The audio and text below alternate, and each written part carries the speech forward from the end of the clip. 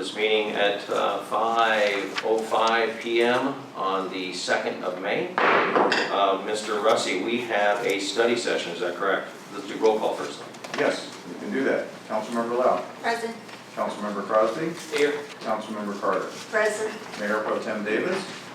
Present. Mayor Hepburn. Present.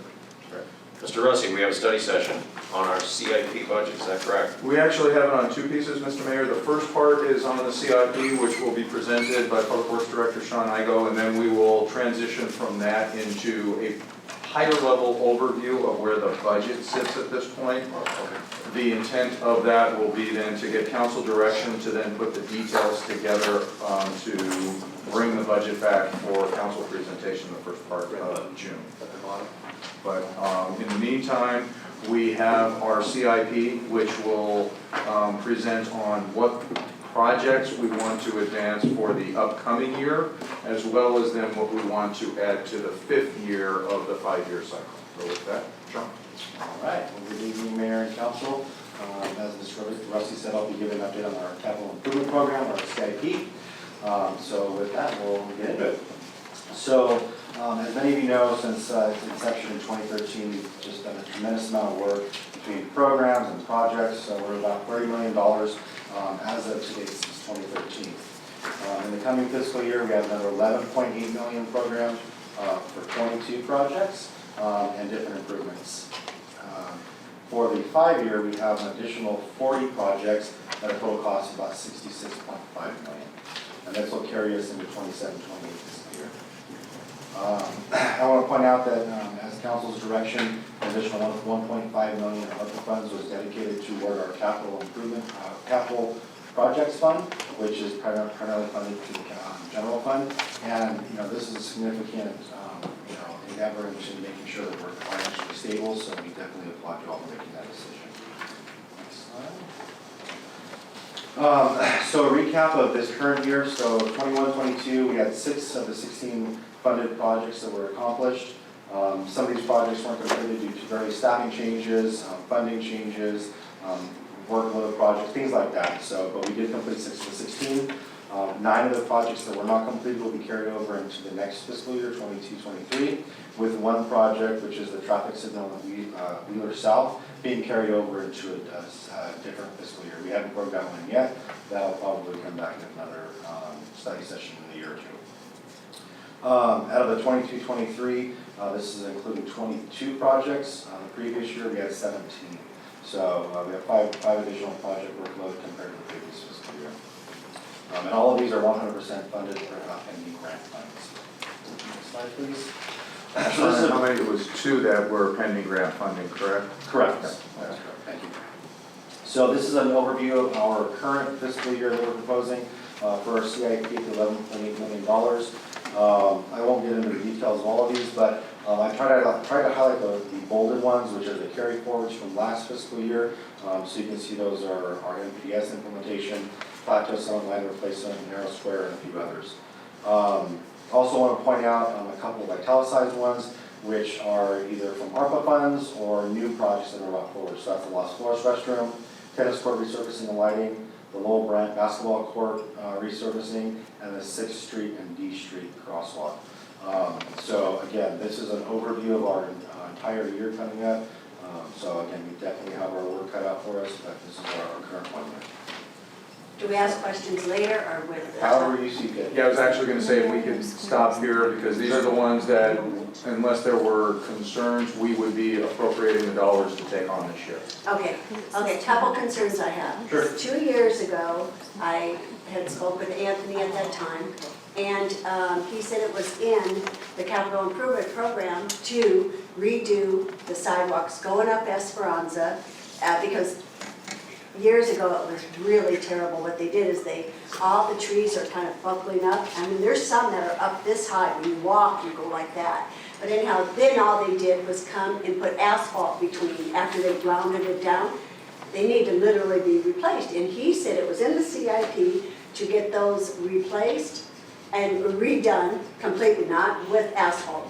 and also the DG along the trail. That's supposed to be the city's property. And he said that was gonna get done 2 years ago, and it still is not done. Is there any talk about doing that? So we do have sidewalk improvements as part of, if you look at the 1 year, we do have that in here, actually it's not listed, but we do have sidewalk repairs as part of some of our CDBG funding and general fund. But where those go to, we have the discretion to do that. Additionally, typically what we do with our sidewalk replacements, we will temporarily ramp them until we can do a full replacement. Sometimes those could be years. It just depends on funding. It has been many years, a good 10 years of this has been this way. It's been a long time. That's a neglected area of Esperanza, and so many people walk it, and it's so dangerous. And I worry about, even there's a curve, I think it's at Quail, that it's about this high as you step off from the street, going up, it's about this high that someone's gonna trip and it's gonna be, either a lawsuit or something happening. So if you, I will get you the exact picture and the location, okay? I'll send that to you. Yeah, we can invite you. But I worry about that. The only other thing, tennis court resurfacing and lighting, that's just for Lost Forest, right? Because, Live Oak was done a couple of years back, and that's That would be beautiful. correct. Okay, what about pickleball courts? We had talked about that. That one will have, probably is gonna have to be part of the 5-year, not next year. Okay, I just think because it's- everyone keeps asking for pickleball. Sure. To the tennis player? Not from me, I was gonna say, Stick to tennis. have you become a fan of pickleball? No, but I speak for the Okay. residents. Well, after my canvassing the last few weeks for election, pickleball's a hot topic. It is. It is. And I would say that Councilmember Carr is being nice about the asphalt ramps. If they were to snow on them, they would be black diamonds. So I You think know what I'm for a talking skier, about, so it is something that has not been touched in years. And that is probably, since COVID, is probably one of the most trafficked areas. Even when we put the curb in, when previous predecessor, Dan Kesey was here, and they did that walkway connecting the Larman project to the new project to the Right. edge on the right side. So something probably need to look at. I would agree. Couple questions. You said in 2021-22, 6 of the 16 funded projects were accomplished. Were some of these not accomplished because of the work that you guys had to move to because of winds and the issues they had there? Part of that was another issue, yes. I mean, obviously, we're still dealing with some of the recovery efforts. We're still working with the state to try to, get back some of that funding. So, yes, that's definitely part of that. And for next year, the 11.8 million, all these projects that are listed on the slide here, these are fully funded projects. That's correct. And it is, what you are trying to do in your department is to complete these projects next year, That's correct. including the summit replacement line. That's the hope, yes, that we're still working through that process. I met with a consultant a couple of months ago to work through some design options, so we'll be doing that at council sometime next year, and then we'll work from there. And with the exception that 2 of these projects are pending grants, the one being the crosswalk, and what was the other one? That's gonna be the transit area lighting. Okay, so those 2 are still pending grant funding approval. Where is the transit area lighting up there? So that's the first mile, last mile, that's gonna be from the station square over to downtown. Thank you. Any other questions? Yep. All right, we'll move on to our 5-year. So looking at our 5-year, we have 40 projects programmed through the 27-28 fiscal year, which is a 66.5 million from 23 different funding sources. So, as many of you know, a lot of these projects we just move every year, we move them forward. The new projects that have been added, we have 7 that have come forward for the 27-28 period. Those include the Amherst Treatment Plant upgrades, Heritage Park gazebo, Police Department parking lot awning, Fruit Street and Amherst signal, Public Works and Public Safety mesh network upgrade, which we're currently seeking federal funding for.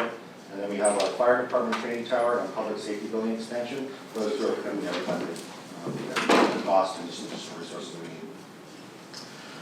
As I mentioned earlier, we have 2 projects that were requested to be completed this term year, although they were requested as part of the 5-year request. We moved them up because one, we're seeking grant funding, and we hope to receive those funds. So our hope is to get the Lowell Branch Park basketball courts resurfacing and then the 16th Street completed this year. But But typically, we don't move new projects up because we already have a workload planned out for us.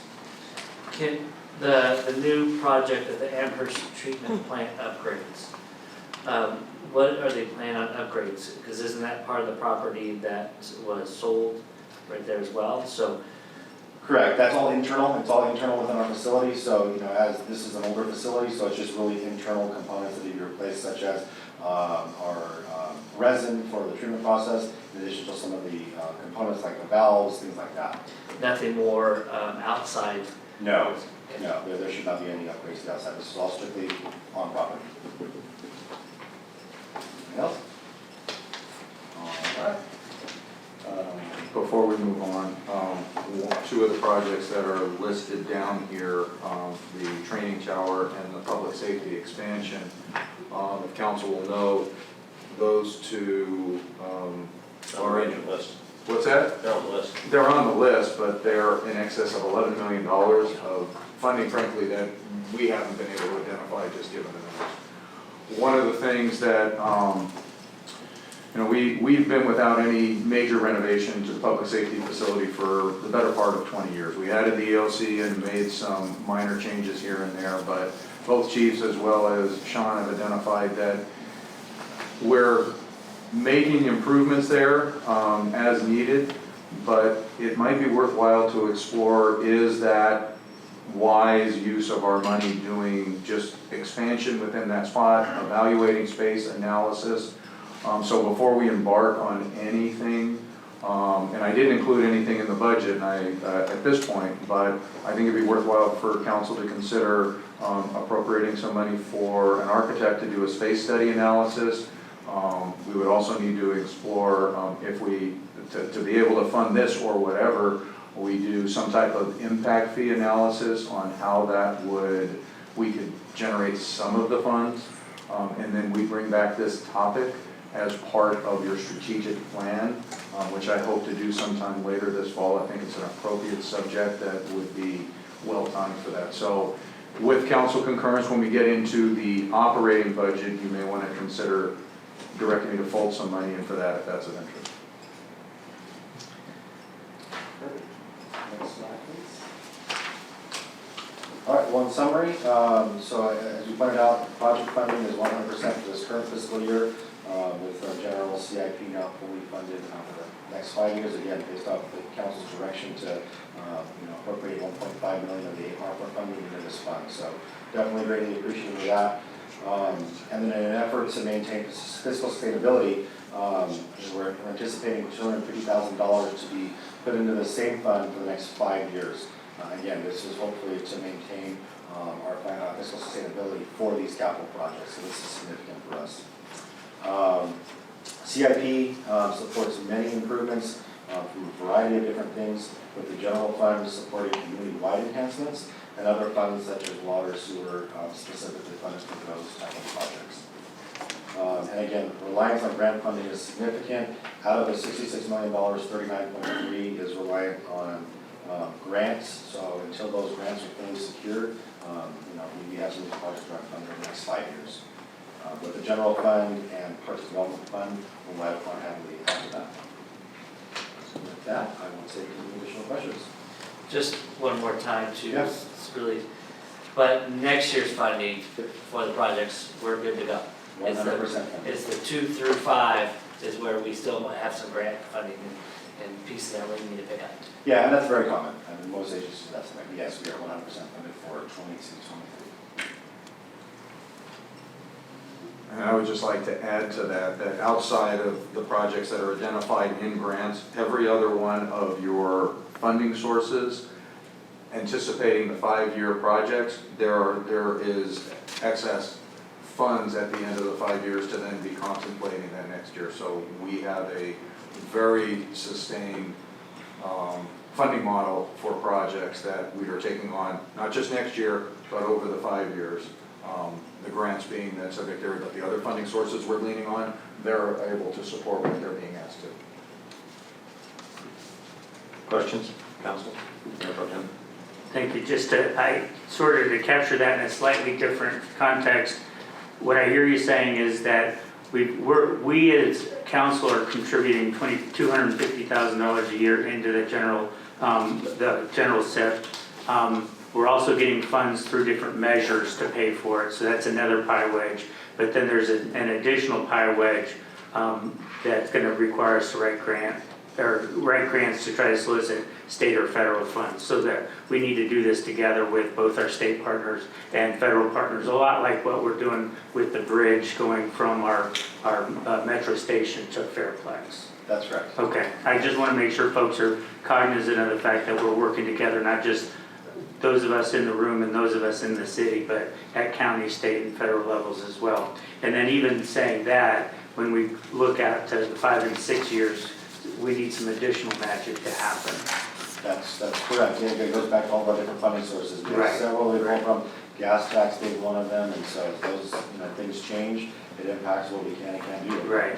And just as a general remark, I think it's great that we have this capital investment plan, and that it goes out many years so that we can see things that are coming up 6 years, 7 years down the road, like the investments that we need to make into fire and police with regard to infrastructure and those kinds of investments, so that it's not just a surprise. So thank you. Thank you. Robin? I noticed that's your last slide, so I wanted to just clarify for you. I know you've only been here a year, so when my comments say, do you know when that's going to get done? Obviously you don't. I'm just saying, if you could look into it, Absolutely. I'd appreciate that, just for, because that Esperanza is, used all the time, Yeah. and lots of walkers up there, aren't there? So, Everywhere, I but think- especially Esperanza. Yes. Everywhere. Mhm. Absolutely. Any other questions for staff? Mr. Russ, you got a comment or anything? Then I would like to open up public comment. Do we have public comment? I didn't fill out a card, I'm sorry. Oh, you can't come up now. You reserved that right? I would never do that to Ms. Bochamp, ever. He's got your name down there now. Yes, he has mastered that, I commend you, thank you. I met her mother, by the way. Yes. Now we know where she gets her smile and her good looks. There you go, okay, I said it, thank you. One of the slides that Sean's presentation, it showed the Arrow Highway Urban Greening Grant, $532,000. Why isn't that being covered as part of the Gold Line project? Why is the city having to kick into that? That's not something that the city, I can understand if it was like city-owned property, but Arrow Highway, unincorporated, the whole transportation agreement that goes, I think that is something that we need to push back onto them for that project to have covered. Because ultimately, the riders don't care if there's plants or not. I mean, yes, it looks nice, but, they're two separate issues. And with the recent decisions that this council has made for water conservation and increased costs, I think these are things that unfortunately need to be kind of put down at the very bottom of the totem pole in terms of cost to the city, priority. There are much more important things to this city than planting bushes on Arrow Highway for the Gold Line. Just my opinion, but requesting that. Thank you. Thank you, Ms. Bochamp. You want to wait till we're done? We'll wait till more public comment and then we can answer that. Yeah. Anybody else in the audience? That would be no. And those online, raise your hand. We're well used to that. It's like back away from us. Somebody stands up. Yeah. Oh, 10 minutes went down.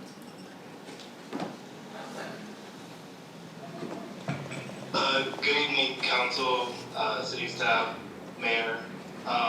Just wanted to say thank you for prioritizing some of the needed capital improvements, including the crosswalk. My wife was carrying my baby girl the other day and literally almost got hit. And I'm sure Tom, the cross guard, is going to be very happy to hear that the crosswalk is coming. So there are many parents in Royan who are going to appreciate this. So thank you guys.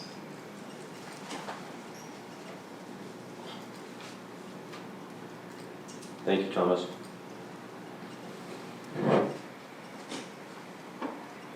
Everyone else is there. We're done. nothing else from the crowd, if that's it, we're gonna bring it back up to the dais. We're gonna close public comment and bring it back to the dais. Mr. Russi, you want to answer that question, sir? Yeah, I believe that is the grant with Pomona. That's fair. Yeah. So this is a joint grant with the city of Pomona. We're doing basically from White Avenue going east to their property, to their jurisdiction. It's a joint effort to beautify those medians only, and it was a grant that we applied for together. So there's no city funding going toward it, it's all grant funding that we received. It'll all be drought tolerant landscaping in an effort just to beautify that area. That's all it is for. Goldline is doing their own improvements along that corridor, but this is separately applied for outside of the Goldline. Thank you. Council? Thank you, sir. Councilor Lau? I just wanted to say thank you. You preemptively answered my question about the drought tolerant plants. Yep. So, thank you. Anyone else? Good job, Sean. So with council concurrence, we will, I'm sorry, go ahead. Yeah, I just, when I first got on council in 2015, we had to scale back our CFP programs. I think it was 15, 16, was that not correct? We had to put some back and hold some, and we are in a much better position, which because of staff, because of ARPA funds, because of the good God upstairs that just shone upon us to be able to have such a healthy CIP program.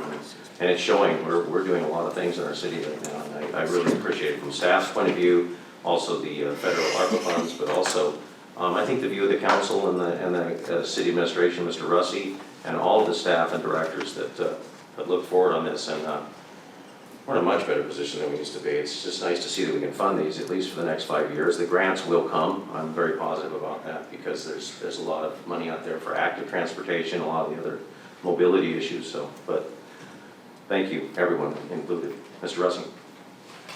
I was just going to say, assuming council's concurrence, then we will then fold the 1 year, the 22-23, into the final document that you'll see on June 6th, and it'll just be at the back of your budget book recognizing the appropriation for these CIP projects. Did you also, we're going to talk about this when Director Pendleton goes over the next item as far as the fire department or the public safety expansion, we're going to talk, okay, and the fire department training tower, you're correct, okay. Well, we won't talk about those specifically. No, but just about what we're looking at as far as what we want to do as far as looking forward to this. We move on. Okay, if so inclined, and I will take this item. This is, the rest of the afternoon hour will be to discuss the preliminary budget and kind of where we see things at a staff level at this point. And I am pleased to say that for the first time in a long time, our structural deficit is non-existent. We have a surplus, and I will go through that. But first, I want to compliment finance staff, our department heads, and particularly Marla and Ulysses. They have spent, oh, I didn't see you back there. Ulysses, thank you. Just quietly sitting over there. These two have spent countless weekends getting us to this point. As you know, we lost a critical link with Chrissy Lopez leaving, but as a result, these two have picked up the slack and tried to assemble the budget to this point. So thank you both for the work that you have done. So really appreciate it. So with that, I will dive into this a little bit. The first couple of slides are just my customary timeline. Go ahead to the next slide. Outlining kind of where we are today, what we have already done to the steps to get you to this point. The next slide then, this is early May, we will then be from your direction today, and assuming we get your thumbs up, we will then go back and put together the detail in the books. The departments will then be instructed to add their text. Marla is working on some formatting changes that we're trying to incorporate as well to make it a little bit more friendly reading. And then you will get your budget books by the latter part of May. Then on June 6th, we will have the budget workshop where you'll have your presentations by the department heads. We will do that in this room at 5 o'clock, and you'll be able to ask particular questions of the department heads.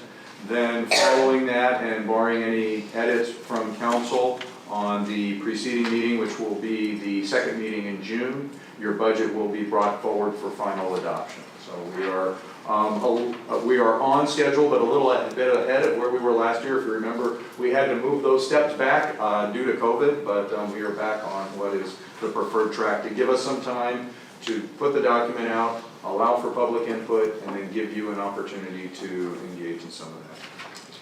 So with that, I'll first start with the overview of our current year. I know we just had the mid-year a couple meetings ago, but I think it's worthwhile to kind of show where things sit as far as our year-end projections, because it takes putting together each of the departments and what their anticipation is. So at this point, you're seeing roughly $46 million in revenue, keeping in mind that $4 million of that is to be directed into the 115 trust. And then there's about 42 million of expenditures, and this is just in the general fund. The other funds have the dollars they need to support, but the council's focus on where they have discretion is around the general fund. Next section. So our reserve status based on that, as you know, we started the year anticipating a fully budget with one-time as well as recurring at about $600,000 in deficit. We are projecting to end the year with just over $700,000 in surplus. That means that your general fund reserve at the end of the year will be just over $12 million if we were to stay with these estimates of not of the $700,000. And I put a pin in that because on the next slide, as you remember in mid-year, I told you there were some expenditures that were going to be coming up. Well, they're here. So for the general public to understand and hear, so the 12 million estimated year in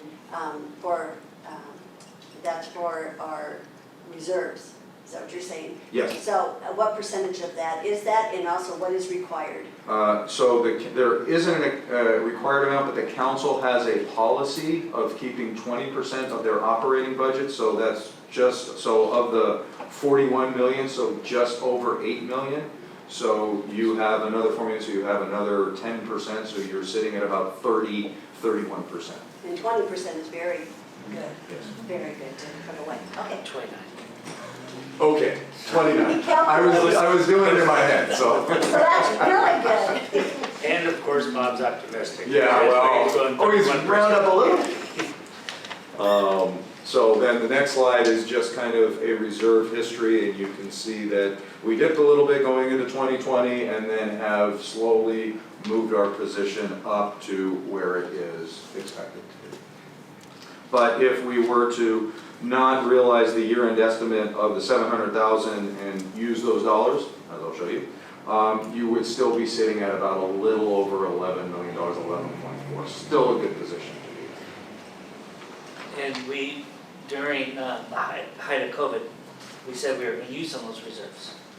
And now we're building back up. Yeah, and we did. I mean, you can see where it went down. So we were at 10.9, we went down to 10.7, so we ended up using about 200,000. You had given me the authority to use almost $1 million, but we ended up keeping it at a much lower amount. We did get some CARES money, which helped some of that out as well. So there were a number of things that facilitated that less use of reserves. Did you have to use any reserves for the windstorms? So, hold that thought, that's what we're going to talk about on the next slide. There is an amount that we did need to do some of that work. Okay. All right, so beyond the numbers on the other page, one of the most significant pieces that is helping us to achieve a balanced budget and cannot be overlooked is Measure LD. This current year, we are expecting to use $1.8 million to cover the salary adjustments from when it was enacted. And so if we didn't have that, that's about $600,000 more than it was the year before. We would not be even close to balanced, and we would have to be making other expense sacrifices that are critical to operations to afford the salary increases and benefits that we provide. So that's just a huge lift. What's important to also note with that is that even though we're using 1.8, Measure LV is expected to generate right now annually 4.6. So we are still putting the rest of that in reserve because we know that down the road we are going to get to the point where we are using more than we're generating. So all of that money is being put away to extend out the benefit of that towards salary increases. And then there are some other tier 2 that the committee has asked us to bring back, which I'll talk about in a minute. Status of ARPA allocation.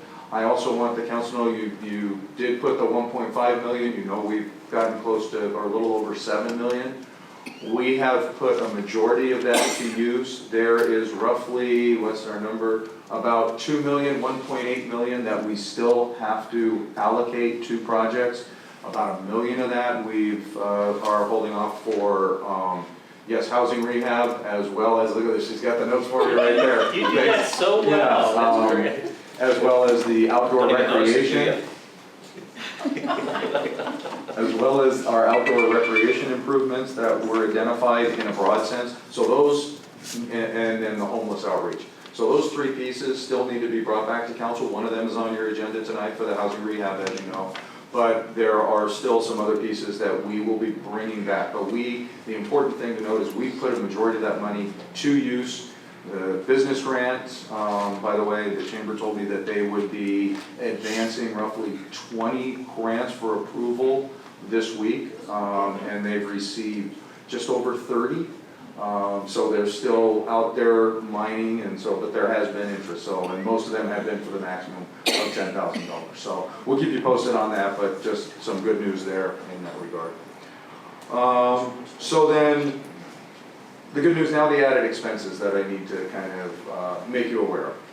There are a list of 5 things that you'll see there that we will need to purchase or have already pursued out of just operational necessity between now and the end of the fiscal year. We talked a little bit about the pool. This is just getting our beak wet. We have a heater, we got plastering. There's some significant expenditures that are going to be coming, but for right now, we'll need to appropriate about $55,000 for some additional work. Fortunately, we get 2/3 of that back with our agreement with ULV and the school district, but it's all going in and out of parks development. It's not touching general fund. The police department has what's referred to as a peacekeeper. It's basically a armored vehicle that they use to extract people as well as defend when they're doing specialized entries.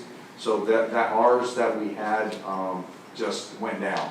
So we need to purchase another one. We found a used one, fortunately, that we're going to be able to get a new engine for and do a couple of things that will satisfy the concerns for fleet. But we want to pursue purchasing that with some ARPA dollars that we have available. Just not worth repairing? It's just No, John, it belongs in a museum. So we have to bury it? Yes. Okay. We tried. I think they've tried everything they can, and that's the... Being a contractor for many years, you can do a truck a couple times, and after that, you got to throw it away. We squeeze it every which way, so... So it's cars for kids, huh? I think what we're looking at... Okay, go ahead, sorry. That's okay. The other is the self-contained breathing apparatuses, and that, unfortunately, the ones that we have, and most of the county is dealing with this, the manufacturer has stopped supporting them. So there are no parts or anything available. So we had to go out and acquire a whole new system because we just couldn't continue to support the ones that we have. So that is one that's coming, that needs to come forward. Actually, they've already issued a PO for it. As I said, it's a safety issue. We have to do it. We will get the funding. And this will support every firefighter? Yes, exactly. And that's why usually we had them on a rotation basis, but we literally have to change out all of our tanks all at once. So we were using fire equipment, but I also wanted to use a portion of ARPA. And your next natural question is, well, what are you going to take away from it? We went back and we looked, and there was one thing that was in the list of identified projects, and that was a digital reader board that was going to be in Old Town. It was like $350,000. And I just think for the operational importance of these items that we could move that aside and we would be better served to use that money here. So we are going to not do that and do these necessary purchases instead. What was the digital reader board for again? We had talked about, instead of having the signage boards that we have on the corner of like D and Bonita, best description I can give you, we were going to look at putting in just a reader board that would be down there that could promote events and do those types of things, take the place of the banners that we have. You know, it would be nice, but this is, I think, a more important and immediate need. The reader boards I'm used to is Oregon, they tell you how much beer's left in the cake. So I think probably this is a much better purpose for that. Okay, There well, you go. Anyway, now the two that will, Unless you want to buy comments. the two that will hit the general fund, one is windstorms costs, which this isn't all the costs that we've experienced, but one of the things that we needed to do is the contracts that we had for West Coast Arborists and the emergency work that we had them do, meant that they weren't able to take on the rest of the grid pruning that we had budgeted for the year. So this will replenish what Sean needs to stay on track for our grid pruning, so we stay on our 6-year cycle, is that right? So that's why I'm asking for an additional $70,000 to fund that, but that will be general fund. The other is for overtime in PD, and that is being necessitated by, we budget for our operational overtime. We don't budget for our injury on duty because we have individuals that are off, and we have unfortunately several individuals that have been off on an extended leave. I think we have 4 that are out. So we are going to be getting those individuals back, or a couple of them back, but in the meantime, there's about an additional $300,000 that wasn't budgeted for PD overtime to accommodate that loss, because we still have to put somebody out on patrol. It's just we didn't have the funding there to do it. So with those general fund pieces and looking at what the surplus was, you basically have a general fund surplus then of about $370,000. So the question then becomes, we did not program this year as part of the budget a transfer into the CIP. We were able to do it next year. I will show you that even in light of the budget we have. But the question is, rather than putting 370 into reserves, do we want to start replenishing the CIP that we, as Sean was pointing to, putting $250,000 a year is kind of our commitment to try and fund, not maybe this year, but years into the future of the project. So just something for the council to give thought to. And if I can stop there and see if there are any questions as it relates to the current year. she has a question. Just for the peacekeeper component, based on last meeting we had, is this one of the ones that would have to come back in front of council, right, for approval? Yes, it would have to be a public hearing on this item. Okay, just want to make Or sure. whatever the hearing, I don't know if it's a public hearing or just an action item, but it does need to come back before the council to confirm. So people understand, under the military equipment. Yes. And the SCBA's is something they purchased already, is that correct? Yes. Good. Good. I figured I'd have your concurrence for that. I don't think there's gonna be a problem with me. I don't think anybody either. No. No. I guess the question I had on the SCBA's is, was that the gross amount, or were we able to sell off some of the older stuff to county or to departments that were still trying to scramble and make use of what they had available to them, or? That was the actual cost. Whether we're gonna salvage any of what we have, that is still to be determined. Gotcha. But, Thank you. So, that's good to know, because this number won't go up. It may go down a little bit, or it may just remain, but, yeah, Yeah. excellent. Thank you. Yeah, I don't know how much of a market there is for out-of-date SCBA tanks and Well, some equipment. of you are still trying to But use. some parts and Yeah, pieces yeah. possible, yes, but I'm glad to see that we're doing that. That's Yeah. very important. We just had a fire and they were using their SCBA's, and you gotta have that oxygen and that protection. So, anyway. so that's my overview of the current year and the status where we sit. Are there any other questions? Because I will move into then projections for next year. I guess the only other question I have is how much remark or comment do you want us on the bolded bullet of transferring to SIP? I will certainly take any input that you want to have now, or if you want to wait and see where everything else sits currently, and then you can make that decision, that's fine too. Okay, I'll postpone. Okay. Keep my real option open. Okay. Because you may want to see where the rest of where this next year is, and then decide that may influence some of that. So with that, moving into the current year. So you can see revenues are just under 42 million, and expenditures are just over 42 million. You can say, Bob, you said we had a surplus. Well, yes. It's been that. Exactly. So the deficit sits at about 237,000. The one-time expenditures, which are your capital outlay, are just under 300,000. So our reoccurring structural deficit is actually a surplus. Because one-time expenditures, I really think it's important to understand the distinction between your reoccurring revenues and your reoccurring expenses. And those are sitting almost right in line with each other, and it's a really good position to be in. So based on these, you are sitting at about a $60,000 surplus, and that will go into the next page, includes some additional expenses that weren't in your current year. And so I think that's even a more positive piece to that news. So. You pointed out the one-time expenditures, but does the revenues include one-time revenues as well? Because if you point out the one-time expenditures but not point out the one-time revenues, that will...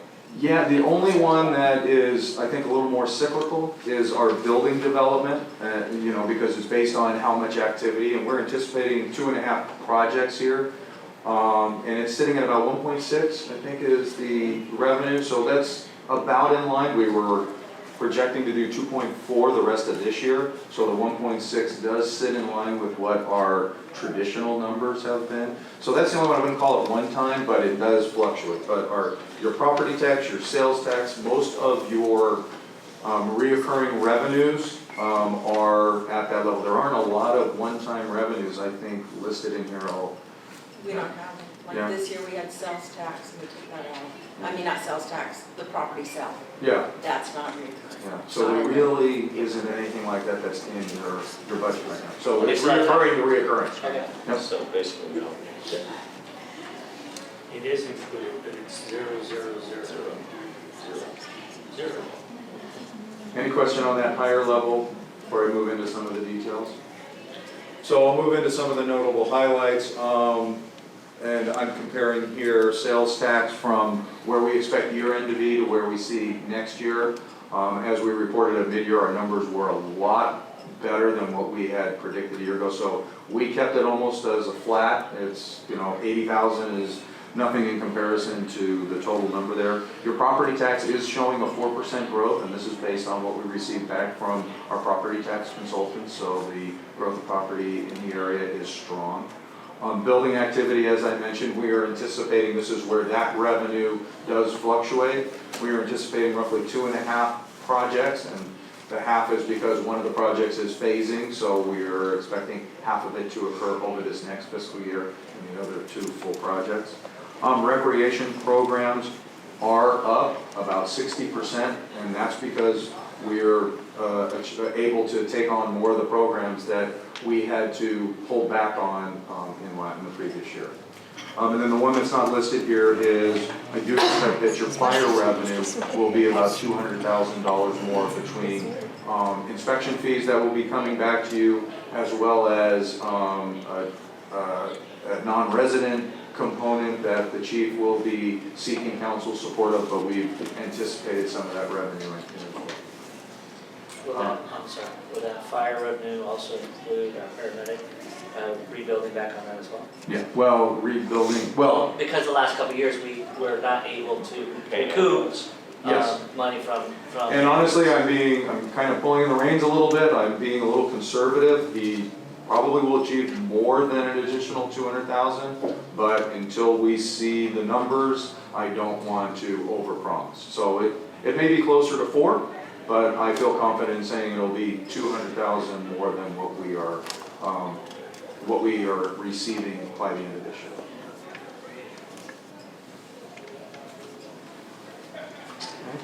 On the personnel side, this allows for the reorganization of our information systems.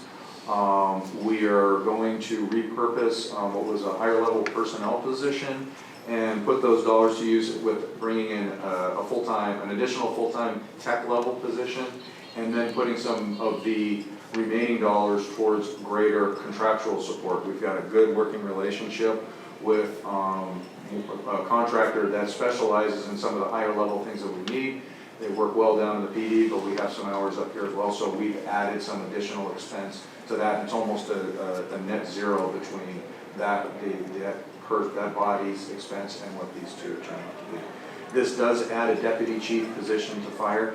The chief does need an administrative support position at a minimum. So this is, while it's a significant expense, it is what is necessary to help move this department in the direction it needs to go. It also includes a new accountant position in finance, and that is to accommodate for the HIDA agreement. And we'll talk about that in a little bit. A couple of you were able to go on a tour a couple of weeks ago, and that's what Tammy is here for, because she's part of HIDA and part of that team, and so I'll be seeking council direction to pursue that. But this anticipates that position. If we don't move forward with the agreement, we would obviously not move forward with the position as well, but we've included the expense. And then it anticipates the use of, anticipates annual market adjustments being funded by Measure LB for the next year coming forward, and those are estimated about $600,000 from 1.8 to 2.4. Yeah. So for next year, we are expecting the increase in salary and benefit with the salary and benefits, as it's going to lean on Measure LB by another $600,000. I'll talk a little bit about that in later slides. So moving on to the operational and some of the other highlights, on the capital side, outside of the $300,000 that I pointed to before, there are 17 vehicles and pieces of equipment that are budgeted to be purchased, and you can see the variety of them being listed here. As you know, we have been short in that department as a result of losing our fleet manager sadly last year. So we also have another 13 vehicles that were in the current year that we will be carrying forward to purchase this year. So over this next year, we will be purchasing 30 vehicles, and we do have our new fleet manager in there who has said, I'm taking on the task to purchase those additional vehicles, and those are all to be brought in over the next year. And the reason that's important is we don't want to get behind on our replacement schedule, because then we will be putting too much into one year and we will be chasing too many purchases all at once. So this year is going to be a little tough, but then we'll get back onto our regulated schedule as they were. Are we entertaining anything with like an Enterprise or a Penske to purchase and then do our vehicles that way? Are we looking into that? Because I know with my business, they've approached me, but I'm at a different level. But a lot of the companies are utilizing the Penske or the Enterprise model, and after 3 or 4 years of purchasing, it turns out to be better for the company, and you're making money on your vehicles. You don't have to worry about your assets. They pretty much take care of that, minus the maintenance, but even that they can do too. But and also, what about electric vehicles? I know that that's coming. Trucks, I know that AQMD, I know that a lot of these vehicles are starting to come electric, and they're starting to switch over. That's something we probably really need to think about in the very near future. So, and just, I'm sure you're shaking your head like, yep, okay, thank you, Mr. Igo. So the infrastructure on that part is something that we would need to invest in, and I know that's something that Sean is looking at, but until we have the charging stations that can support to start to move to that fleet, but your point is taken, that we actually have some dollars that are set aside, I think it's AQMD, is that right? That we can use to purchase vehicles, but until we get the infrastructure, we don't want to embark on that. As for what was your first question on that? Penske versus. So we have positioned ourselves where we actually have depreciation charges set up in each of our budgets, and so the departments, and it's reflected in the numbers you have here, are responsible for paying for their replacement value on an annual basis, so they amortize it. So we have a very strong equipment charge, so we'd be paying somebody basically for that benefit to do that. Is it sitting at about $2 million, Sean? Our fleet reserve? So we have the ability and the capacity because we've invested in that. So it could be something, but I think we are better served because then we can look at a vehicle and make the determination if it's not costing us an additional amount to keep it for another year, we can spread that out a little bit longer. My comment is that we have a lot of vehicles that are 20 years old that we've been assetting out, and that doesn't happen with these deals. Every 3 to 5 years, although we have a low mileage, but that means the value of the property that we own is worth more money, especially in today's market, although that's going to change. But just thinking about it. Anyway, thank you.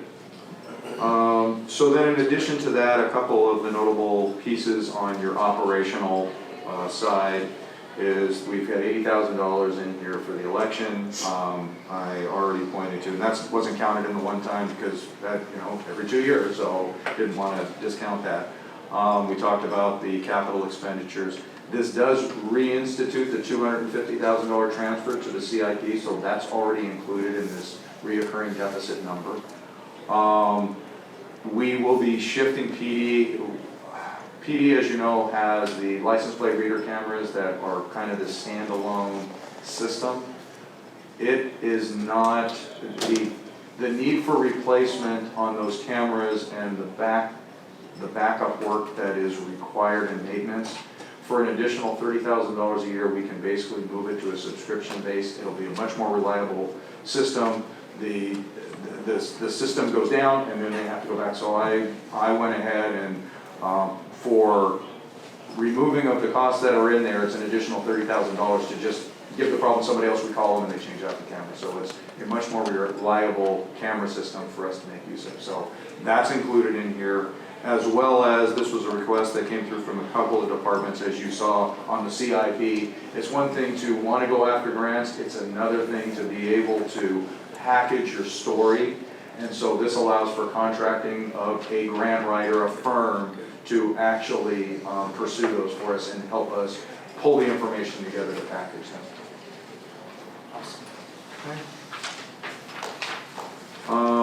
Outside of, I referenced the $300,000 or so of capital. In addition to that, there's about another $1 million outside of the general fund in capital. It's okay, it's not general fund, it's in fund. We have the funds available for it. One is the pool heater that we mentioned, that's roughly $300,000. And then fire has identified a list of purchases that the chief feels need to be made to update some of the equipment that they have. And that would be out of his fire equipment fund, his 250 and his 252, I think, and then and 216, which are two funds that have been set up to accommodate those expenditures.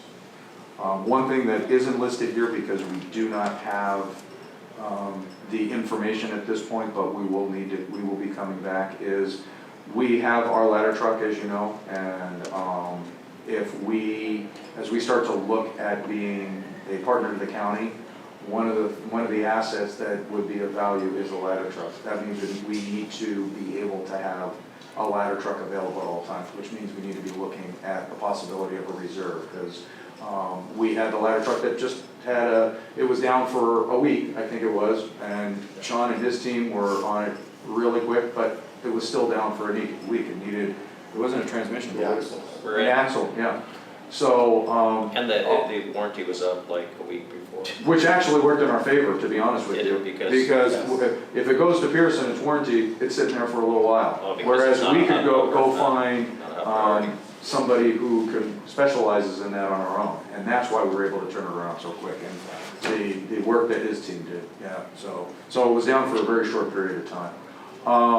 But all that is a long way of saying we need to look at finding a reserve ladder truck. We're out there exploring purchasing a used one, but that is something that's not anticipated in these numbers, because even to look at a new one, while one thing is more expensive, the two thing is it's a 2-year lead time because you have to order them. So we are trying to see where we can come up with a ladder truck that we can put in reserve. We have one to serve our community, but if we want to be that partner to the county, we need to be looking at that. There we go. A ladder truck is about what, 1.7? 1.5. Well, when you start adding little bells and whistles on it though. Well, used, we're probably under $1 million, Yeah. so, and we can get it a lot quicker, but people don't sell them all that That's true. quickly, so, or all that frequently. So we're searching, actually, our current fleet manager, it comes from a fire agency, so we're hoping he can work some voodoo magic and see if there's one to be had. They went out for a good price. Yeah. I will spend a couple minutes going over this LA Clear's HIDA piece. I've got a couple of residual slides to talk about that, but before we do, I'll move to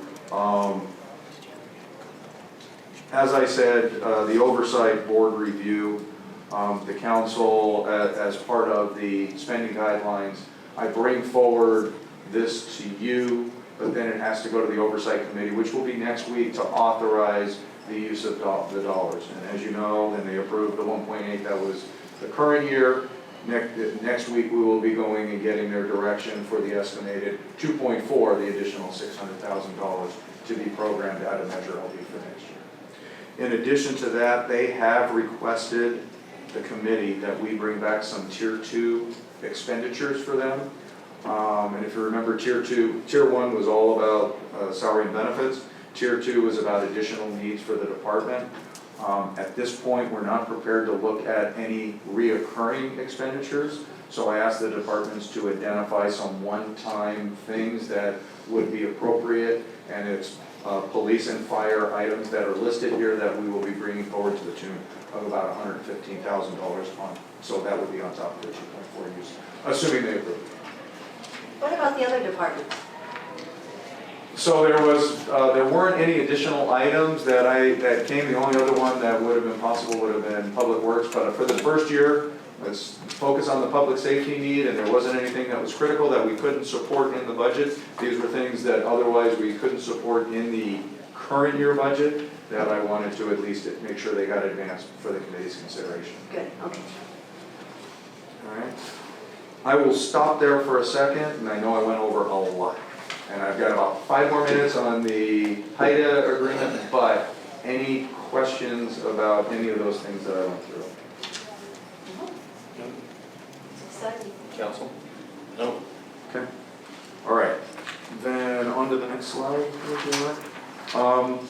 As some of you were able to do, and we'll schedule another time, we went on a tour of LA Impact and HIDA's facility, which the city at this point is a partner with LA Impact, which is a local task force that deals in surveillance on drug-related events and activity. We've had that relationship where we act as their fiduciary for over 10 years. HIDA, who is another task force, LA HIDA in the area, is seeking to move away from where they're currently having those duties being handled, which is the city of Monrovia. They're tasked with too many other things within their department, so they have let HIDA know that they need to find another fiduciary to take on that work. And so Marla has looked at it with LA Impact, as well as in talking with Tammy. I keep pointing to this young lady over there, who is the finance director. Is that your? Finance manager. With LA HIDA. And so she has kind of helped us to understand the workflow that it would be, we're being asked to be tasked with. And so we're asking for council authority to basically execute a second agreement. We have the one with LA Impact that has worked really well, and then execute the second one. And I'll just kind of walk through what some of that means. And if we do, we would bring that back at your next meeting, because we would need to put that in place in time for July 1 receiving of those grant funds. Councilor, I had a question, I think. Yes. Just really quick for edification of the public, I think we've talked about LA Impact enough that I think people know what that is, but if you could tell us what the acronym is for our HIDA, just for the benefit of. HIDA is High Intensity Drug Trafficking Agency. Area. And so there are roughly, how many across the country? 30? 31, 32. Yeah, so there's like 30 of these that are designated. They're federal programs, but they're managed at a local level. And so but they can't receive the funds. The funds have to go through an agency. And so their activities would be funded basically through the city. So we would see these transactions show up on your books. And so that's why it's important to understand, but we would be getting reimbursed for all those activities that they would be doing. Next slide. So, and the money that we would be receiving if we did this would come through the Office of National Drug Control Policy, which is the federal arm that falls under actually the president. The award for this year is $5.6 million. So it's LA HIDA, but then they have several initiatives that fall below that we would be funding the activity through, but the overarching agreement would be with LA HIDA to support those activities. Essentially, what we'd be asked to do is, we would be the payer of 12 management assignments, and why do I put it like that? Because you will see individuals' names or their LLCs that would be on there, so why are we paying somebody that much? Well, that is why it would be the management personnel that have a contract with LA HIDA, but the city would be the payer of those contracts through that arrangement. There would additionally be 60 contracts or POs that would be processed on an annual basis, kind of like our annual agreements. And then there'd be an additional 60 invoices a month that would be processed through our AP that Marla's team would be responsible for. We would have to transmit the quarterly reports, and we would have to complete the audits similarly to what we do currently with LA. Next slide. Right. Sorry. Is there any liability that it goes through us, that we would add any liability for the city by doing this? So the only liability I could see there might be is if because we have to front the payment and we get reimbursed back. We do not get those grant funds in advance, but it's being held specifically for those projects. So the only thing is if we went after reimbursement, but I don't think there's been an instance, even on our LA Impact side, where we do the same thing on LA Impact, but we also have their asset forfeiture funds on account that should something not work out that we would lean into. But that's the only risk, and actually the agreements, to your point, I'm sure on the management side, that's why we're just the payer. I do not want us to have contracts with independent contractors. It is with HIDA, we're just paying them as their fiduciary.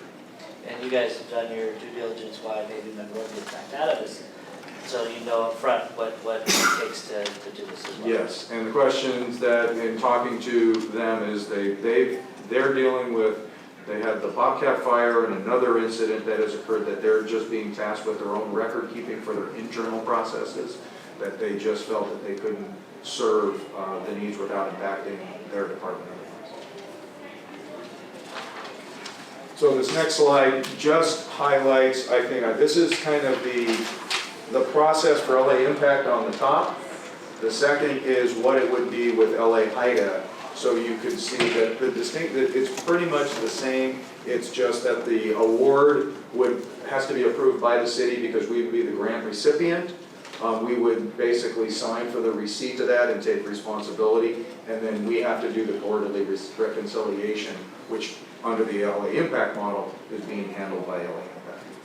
Now, the good thing for our team is HIDA is willing to change their process to mirror LA Impact, so it's not going to be two separate processes as far as processing of payments. It's going to be just like they were LA Impact, but it's under LA HIDA. And we will be, as you said earlier, we would add an additional personnel for this contract, really to oversee this, correct?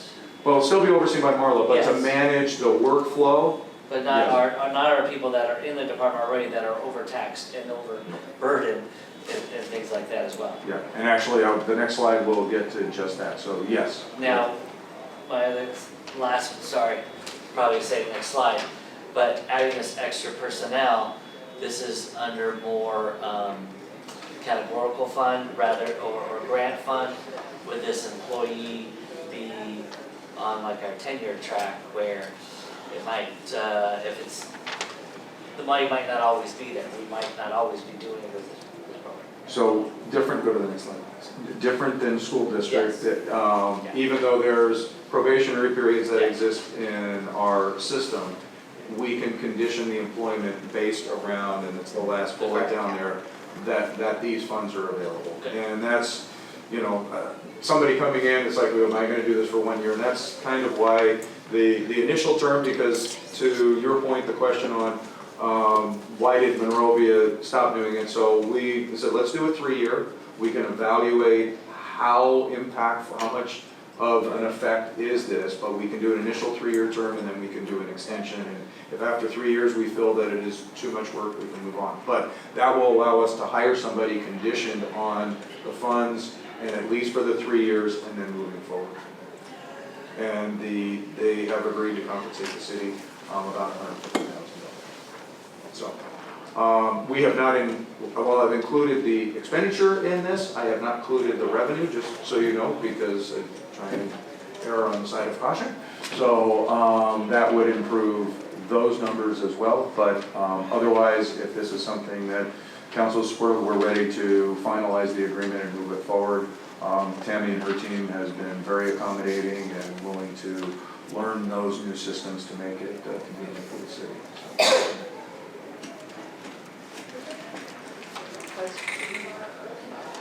Besides the person that would be in the financial department, are they housed in the city as well, or are they housed like outside? They're actually in the same building or in the same complex as LA Impact, so they're in the city of Congress, so they're off-site. Is this still a meeting? So, with that, sure, I mean, if you want to do type, but first of all, are there? Any questions for, I always want to call it Hydra, because I know DC Comics and Marvel, it's like Hydra. I keep saying Hydra. You guys should have made the right, come on. It was before my time.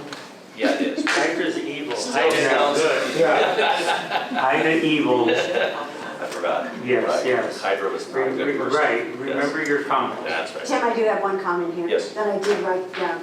This is from Marla, is you talk about working on making the budget more simplistic so that we can understand more. Many years ago, it was really difficult to understand. They did simplify it more, so the more you can do, even better for the average person to understand, so thank you. But I always look forward to the presentation. The next meeting is always, to me, exciting to hear from the department heads personally, so that's a fun meeting, so look forward to it. Public comment, do we have any public comment on this? Deanna Beauchamp.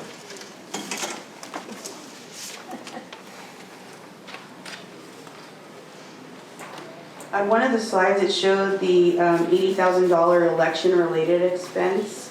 I was under the impression that the city changed the voting schedule, which used to be in March. We changed it to June to coincide with the county. I thought Los Angeles County was picking up the tab for that. So what expenses, I mean, what was the whole purpose of changing our schedule to coincide with them then? If not other than to meet the deadline of the district voting decision, because you needed 6 months. That's why that decision was made in December, so then you could vote in June. If the vote was originally kept in March, then you would have had to make that district voting decision sooner than that. So we need to know as residents what was the real reason why the voting schedule was changed, if in fact LA County is not paying the bill. Thank you. Thank you, Ms. Beauchamp. Any other? Mr. Galvin? Thank you. I think I took a bunch of notes, and I'm not the average person that listens to numbers, but I think generally speaking, this meeting was way too short for this much information. I think it's unfair for everybody to sit in here and for you guys to sit in here and absorb all this if in fact you only had a few hours to see the information before today. But the one thing that I will pick up on is there was a lot of talk about expenses and things like that in the planning. There was no discussion about revenue and investment and how it is that we have such a surplus that what are we doing to reinvest back in to generate more revenue as opposed to capital improvement projects. So there's a lot to be said, I think. I would think that maybe there's an opportunity for another follow-up on this meeting. It would be good for the community, and especially when it leads into things like HIDA, that I don't think most people are going to pick up on what that is. I think an explanation of what it is that we're getting for our money, how it is our money is being spent. These are all things that go to the conversation about transparency and, you know, not the lack thereof, but how it is that we become more capable of being transparent.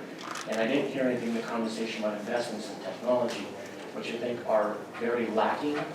And when I feel that there's a lot of opportunity to improve our financial systems, how it is that record keeping goes, how it is that some of our executives and our team are doing things manually.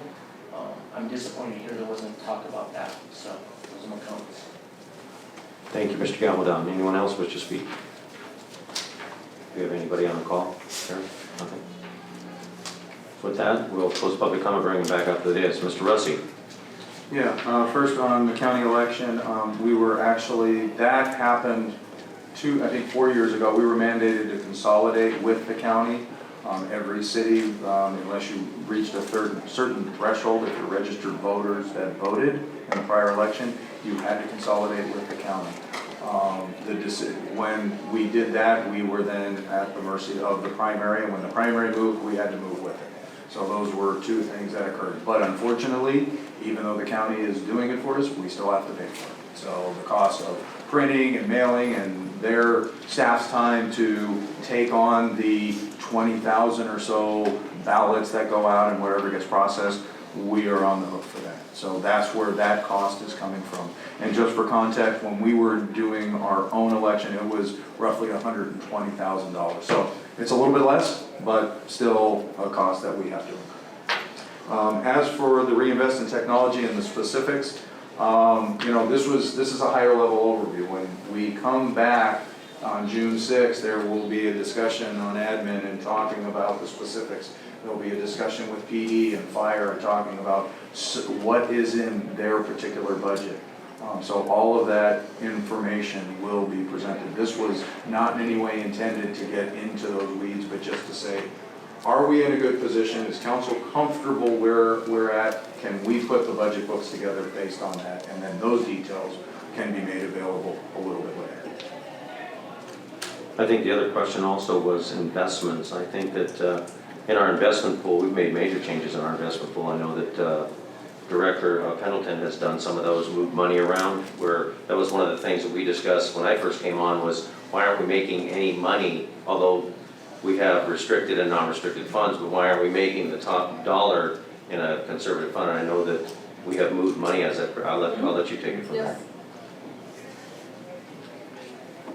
So one of the things is we updated our investment policy, and with interest rates being so low the past couple of years, most of our money was in LAIF, and it wasn't earning a lot, but it was better than tying it up long-term for lower yields. Interest rates are going up now, and now we're at the point where we're taking out of LAIF and we're starting to invest in what we're allowed to do under the government code. So it's a very conservative portfolio is what governments are allowed to invest in, but we are investing now. We're taking out of LAIF. We're starting to put it into federal investments, a little bit of corporate. We're not allowed to put a lot into that, but different types of debt service. So we are investing more to make money on our surplus revenue at this time. And Bitcoin. No. Just a little, no. What would you like from us then, Mr. Russi? Just a consensus or just move forward? Well, I do have those two outstanding pieces, if you wanted to give me any direction on those or not. But the first was the consideration of an allocation to do the space study and some of those additional impact fee studies in preparation for a strategic plan. So start to put that together. I could bring back specific numbers as part of the budget, but I'm thinking like 75,000 feels like an appropriate amount to do what would be needed. So just, I can bring that as a side item as part of the budget for your consideration. And then the other question for the current year is, do you want to program any of the surplus that we are seeing for CIP for the current year? Council? I think that definitely with an architect. Well, I'm in support of both of them. I mean, Myself too. we're driving up our reserve to near 30%. So, Yeah. so I think it's important to make sure we've got funding going towards our SIP as well as looking forward strategically. So yeah, I think both of those items make sense. And I agree with that because, a lot of our city, it's getting older. I'd like to see more of the money going to CIP for projects to upgrade and, update equipment. 29% reserve is very good. Consensus? Yes? Thank you for the direction. With that, any other more information? We've got 19,000 children out there. We're going to recess to our recess at the 6:20 to our, we're gonna adjourn to our next regular scheduled meeting, which is at 6:30 PM. There we go.